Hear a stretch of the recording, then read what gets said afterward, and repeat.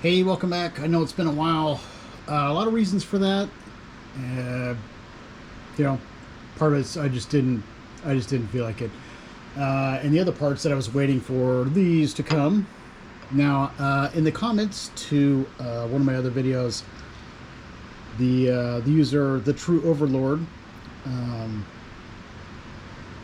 suggested I invested in some carving knives, and so I was kind of waiting for these to come here to Hawaii. So I got it, just the Flexi Cut starter kit, and we're gonna give it a go. I've not used it in any way, and this seems like a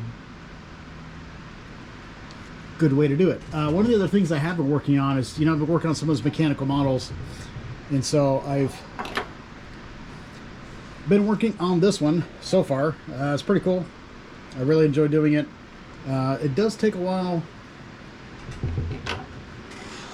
so sometimes I just don't feel like pounding stuff out. So I'll just turn on something like, I don't know, Game of Thrones or Walking Dead or something, and then kind of taking off the expectation of production there, because I am working on several books at the same time as doing my regular life. The Taji 100 has started up. It's the last Taji 100, and if you're going to start today, then you will have 14 days to cover 100 miles, because Taji 100 is 100 miles in February. I'm at 63% at the moment, so that takes a bit of time out of my day, of course, and I'm a stickler for only counting time I can link distances I can verify. Right, so there we go with that. I may get another carving video in. Kind of depends on how I take to this knife. I do like the way it feels. I do have to admit to that. And then we'll be going over our edges here. I don't recall if we had a name for this, and I think that would be appropriate that we didn't at the moment. But what I'm really interested in is these areas right here where I can get chipping on both sides, like I would get with the chisel, and seeing how using the carving knife. This is the longer one. There's a smaller one in there. We shouldn't need the detail knife, because we don't really know what we're working with yet, anything close to that. And part of that, seeing how well this holds up together with this crack to begin with, which seems to have done pretty well. I'm not really seeing movement, when I'm pushing near it, so that's pretty good. I'm pretty pleased about that. I don't really have anything else to say about that, so I think I'm probably just gonna have let me just drink a little bit more beer here, and then we'll I say more, but I'm on my, I guess that's my second. That's fine. Yeah, let's get to carving, and then I'll make some observations, because there's going to be some differences, I think, with the chisels and the carving knives, and I'm just not sure what they are yet. I'm actually pretty interested in figuring out what this is. This kind of reminds me of a pelican. You know what I mean? When it's actually full. Huh? Maybe that's it. Maybe it's a pelican. I don't know. Let me go ahead and get a swaller going on here, and then we'll be getting to work. I've not used any carving knives before, let alone the Flexi Cut stuff. It seems to be fairly well recommended. I've thought about it in the past, and I think the True Overlord, here's the True Overlord, yeah. For that suggestion, it kind of just pushed me over the edge, because they were cheap enough that I'm like, you know what, I can do that, because I expect things to kind of get ruined here. I'm probably only, I don't even know if I'm a mile from the coast, so you're going to get the trade winds blow here, and they blow the salt everywhere. So give me a moment, please.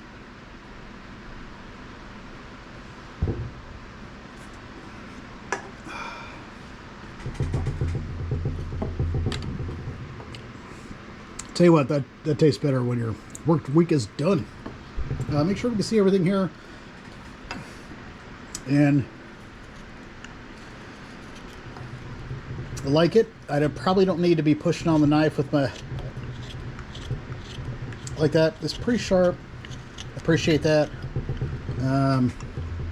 But I think I want that extra control from doing that. At least until I'm more confident in how it's going to work. It's cutting pretty well. Did have a little bit of a chip out there, but part of that was my angle. Can't really be helped as much, but I'll tell you what, it's a whole hell of a lot easier. Ooh, got myself there. Switching this around to go the other way, hopefully more safely than I did that last time, and going. Large material removal I may still do with the chisel, and I already kind of figured out that, oh shit, sorry, let's try this again. Am I 3 minutes in? Yeah, okay, cool. Can't be cussing the first 3 minutes or some, I don't know, some bullshit, whatever, piss off. Well, hi Cat, how you doing? Local strays over here, but I already put the food out, so I guess she's just coming in to chill. Yeah, people really don't like cats here, and I don't blame them to some extent, but at the same time, I mean, we feed stray people. Okay, so I do like how easy it is to kind of take a chunk out of this. I'm not sure about the control yet. That might just be my unfamiliarity with the knife. It's certainly easier to wield. If I want to go back the other way, that's fine. Than the chisel, but I'm just not sure yet. I did look up just like literally one quick video, because I'm like, okay, I've got 3 knives in here. There's no real instruction booklet with it. The hell am I doing? To see which one I should even start with, because it came with 3. And it said this was more of the roughing knife. So I'm like, all right, well, that sounds exactly like what I'm doing here. I took roughing to be shaping. They said one was detailing, and I forget what they said for the other one. But so I do like that it's easy to take more of the stuff off. I'm gonna have to I'm gonna have to try to do it and learn to use it. I was trying to say both those things at the same time. Didn't work out, obviously. From different parts of the blade, just to even out the wear.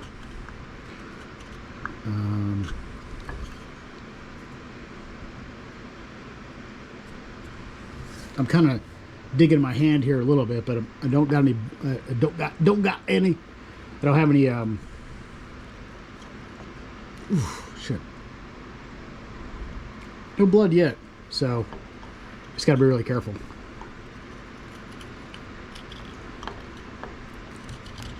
Go, but I also gotta admit though, I do like that I can take small chunks out of this without having to like hold it in place compared to the chisels. Because when I'm chiseling, you know, also go like this, and then I'll be chiseling it or flipping it the other way and chiseling that way, because I'm literally having to brace the wood.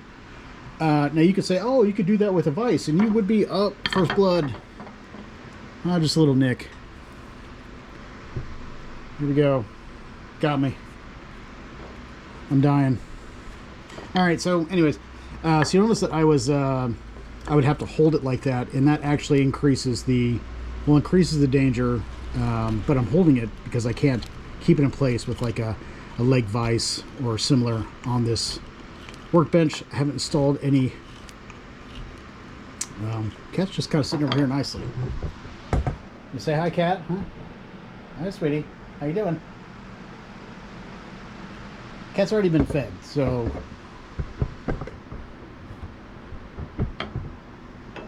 what's up? I already fed you. You know I did. How you doing? Come on in. Anyways, the cat's a stray, but it's a semi-tame stray. I'll tell you what though, we don't have mongoose problems around here, and that's because of the cats. So. Okay, so I guess we're going to do a side story. I don't know what I was talking about before, probably First Blood or something stupid. But anyways, so last time I lived in Hawaii, I lived in a place where the outdoor shed, which I had to use for stuff, because the place just didn't have any storage at all, it was opened up, and it was about the size for 2 of the recycling bins, the large recycling bins, the ones like larger than this table. At least height-wise, you could fit a lot in it, right? they take more than a 55-gallon trash can in it, and it's really good. That's what we used to use recycling for there, and they still wouldn't recycle the wine bottles. I know somebody said that in the, when I was talking about one of my other videos, but they don't do them here. And in fact, in my neighborhood now, they basically have signs up that just say, just toss everything into the non-cardboard one, and we will sort out the recyclables. Now, the rest of the stuff, your beer bottles, your glass drink bottles, because they do have those here, your plastic bottles, you all have a deposit on that. You make a 10-cent deposit, and you get 5 cents back for returning it. And so we could pile all that stuff in there, but wine bottles, they just literally just throw away. They're not going to do it. So anyway, so the last place we were at, I had open shelving, and it was knockdown shelving like you would get like some of the heavier duty stuff. You can get it like well, now you can get it at like Home Depot and stuff like that. It's going to cost you like $300, $400, something like that. Good stuff, adjustable knockdown, steel stuff. As good as you're going to get, right? That you can move. And so we did that. And the mongoose, the Western Asian mongoose, is 100% invasive. Kills a lot of nesting birds. If you go to Kaena Point, which is the albatross sanctuary on the northwesternmost portion of the island, it's one of my favorite hikes, Kaena Point. Please, if you go here, come from the North Shore approach. It has much more wind than the west side approach. We've done both several times, and I still have never liked the western approach. We just did it again since we've been here. Still don't like it. It just doesn't, you don't see as many monk seals, and there's not as much wind. And even if that wind carries salt, it's still wind. The west side, you just got nothing but sun and dust. And it is just dusty kind of dirt on that side. So anyways, so the Western Asian mongoose, anyway, all right, so I brought up Kaena Point because they have a metal fence around it to keep the mongoose out so the albatross can nest there properly and then, continue to support their species. There are some similar places on the east side, the northernmost point of Oahu, for example, has some nesting grounds near there over by Turtle Bay. And I don't like the mongoose because they would come into that shed I talked about and would literally they would just piss and crap on everything in there. It didn't matter what it was. If they could jump into something and do it, they would do it. They would do it. If they couldn't, they would just do it everywhere. So you're like, you would think that something being 8 feet off the ground on a shelf would kind of help prevent that from happening, and they would just look at it and go, oh, yeah, I got this, and Spider-Man their way up there, I guess, and just take a big dookie. All right, so the things I do like about that carving knife, I've kind of already talked about, but there's some things I don't like, and that's kind of the chip nature that you have to go with this. I think it's probably just something I have to get used to, because if I were doing this with a chisel and it looked like this, I would think, okay, now at this point I need to use a file and kind of level set the whole area so I knew what I was actually working with. I don't know that I necessarily need to do that right now. I'm trying to refrain myself from doing it because that's my reaction was, oh, I must see what I'm actually looking at. And that really isn't what I necessarily need to do. But I can tell you some areas that I will need to work. And it is going to make some of these areas like right here that I would struggle with chisels. I mean, that's going to make that a lot easier. 100%. I'm starting to get to a spot right here where it's starting to narrow enough that I'm going to have to be kind of careful. And I'm going to get a little nervous. I'm not going to be nervous because the thing is going to snap. This is ironwood pine, right? It's actually pretty good stuff here. And I'm not putting all my pressure on it, but I'm putting quite a bit. And if this was just a piece of pine, it would have just, like a regular pine, it just would have cracked and been done. But ironwood pine, not so much. Pretty thankful for that since I just did that. But I can tell you some areas we're going to go ahead. It's going to make some of these areas, like the differential areas right here between these two knots that I've talked about. Oh, I need to accentuate some of that stuff. That's really going to help here with these carving knives. Actually, it's going to help quite a bit. Again, I'm going to be nervous about this. I'm probably going to leave it alone for a little bit more, but I'm going to start to feather in some of these areas down. That's probably okay. Let's take a little bit of that out. I'll take a little bit of this off to make it just a little bit more gradual here. I know you can't really see that. At least I don't think you can see that. Yeah, you can't really see that. But just to make it a little bit more gradual. And here's where we've been chipping out with the knife. Again, I'm thinking, oh shit, I need to use a file. And I guess I'm just going to need some therapy over that. I am concerned about this area right here. So right here, I hope you can see it. You probably can't. I can't tell this little ass screen. There was a chip out right here that was probably from the chisel. It doesn't look like it happened from that. I probably would have cussed if it did. And I didn't really touch this area with it because the rest of the area is pretty smooth, which is why I was using the chisel, right? So let's just go ahead and take some of this down, feather it in, and I'm just going to put a line across this to kind of remind myself that I need to smooth that down. I hope I don't have to take this knot out. And by that, I just mean it's probably going to be evident, but it's not going to be prominent. I guess you're going to see it on the side, and from that angle, like that you're most likely going to be looking at, it would be about this. It's not terribly noticeable, but I still need to kind of carve that down. So to do that, I'm going to need to take out some of this, because we're going to be taking out areas that here are already lower than these areas over here. So let's just go ahead and do that. It's my time, 17 minutes. Screw it, let's do it. Let's just go ahead and get the sort of chip away area out. See, you see what I said? I just grabbed like this so I could put pressure against it out of habit. There's gonna be a learning curve here, so. And honestly, I can't hear you laugh, so go ahead. I don't care. Nope. All right, so I can already tell you if I go this way, it's going to, since this is a lower elevation, is not the right word, but it's on a lower plane of what it's obviously going on here. It's going to chip out. See that? Which it's okay here. I can smooth it down, but that could be an issue elsewhere. And that's actually something that might be, I can't say it will be, that might be better with a chisel. Depending on the wood itself, and I really wouldn't know that until it happened. So I couldn't even say that categorically. I can't really say it now. It is possible. I've seen it work, but I don't know. I'm not gonna grab a chisel for something like that, I don't think. I mean, I can get a lot of work done here and maintain some of the control. Well, technically I'm maintaining more of the control. I got to use two hands to do it, but you saw me brace unintentionally this time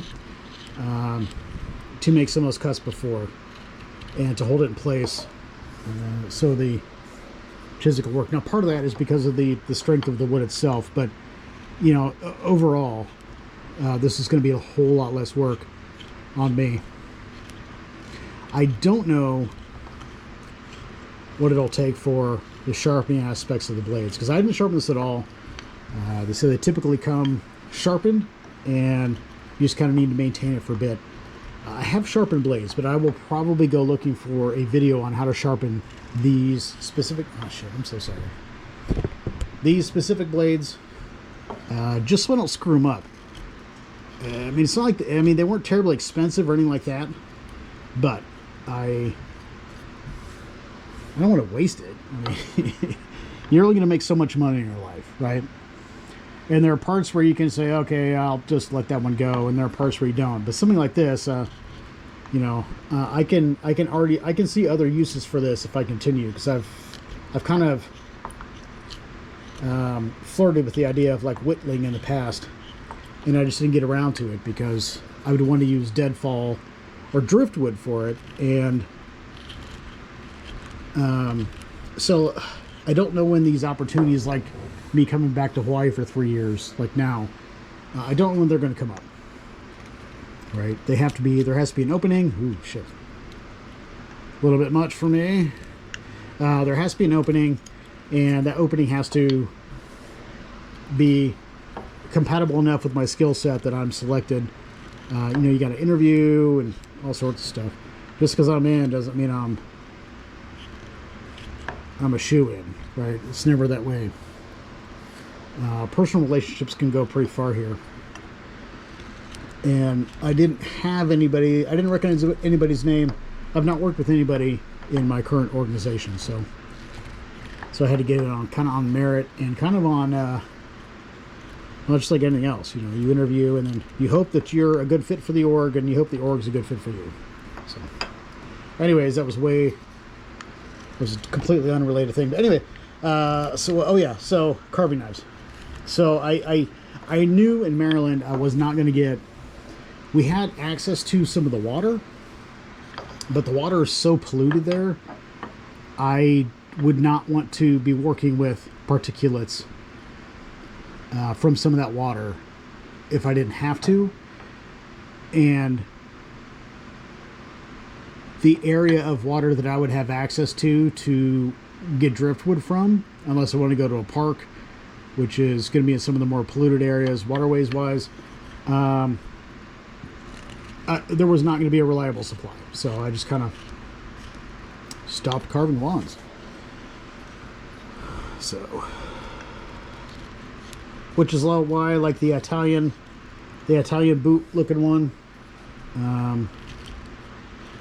That was carved before. A lot of them I have up on Etsy were carved before, and I didn't feel like selling them on Etsy, and I didn't have a reliable source. So, all right. I mean, I'm kind of liking this.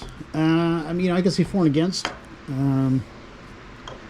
I think part of it's just it's a new process that I'm just not quite comfortable with yet. But I'm very thankful that I was kind of pushed towards doing it, and the timing felt right. Last time I contemplated it, and the timing just didn't feel right, because I was just going to start burning things into wands last time. I have a different burning tips, but I didn't really have much of anything to practice on while I was away. So yeah, all right, we'll take this. Probably over time, but I've been a bit overdue, so that makes sense. And sorry, you can see the it's so freaking hot here. You can see the sweat from my arms on this thing. Sorry about that, but so thank you for the tip. I obviously listened, and we will be continuing this. What I'm really interested in, I really wish I may actually look for another wand to help me with wand 5. I still have it. I still have it around. It's actually from the same pine. This one. I may look for something that can go in there, because all my handles are just kind of screwed, and you can see where there's been significant work done here, right? And then I'm working my way around, and then this is a serious piece of ironwood. I mean, you can look at all the different knots and stuff in it. This is a serious piece of ironwood pine. So I may look for a carving knife for this, because my drill press does work. I can attach things to it, but I don't want to use automated tools, because I'm not doing this just to pump stuff out and make money, right? I can't compete against people with no job, no Taji 100, no spiritual responsibilities, or anything like that. So, I mean, that's fine. But so I may take this further. I'm not quite sold yet. I do absolutely see some benefits. I think what it'll take is when I use, honestly, I'm really interested in using this knife against some banyan wood, you know, with all the veins and stuff like that in there. I want to see how it performs for that, because the chisel can sometimes cut into things just because you have less control over that edge, because I'm kind of looking at it from so far away, and I'm having to hold this item. It does reduce control, right? It does. And regaining some of this control and having several other smaller ones of these, just to mostly for detail work, it'd be interesting to see if I run into some of the same problems with like pitting out, chipping out due to those veins, right? So, but that's not gonna be anytime soon. Here we go. Thank you, and I do listen and take advice. So, be cool. Have a good one.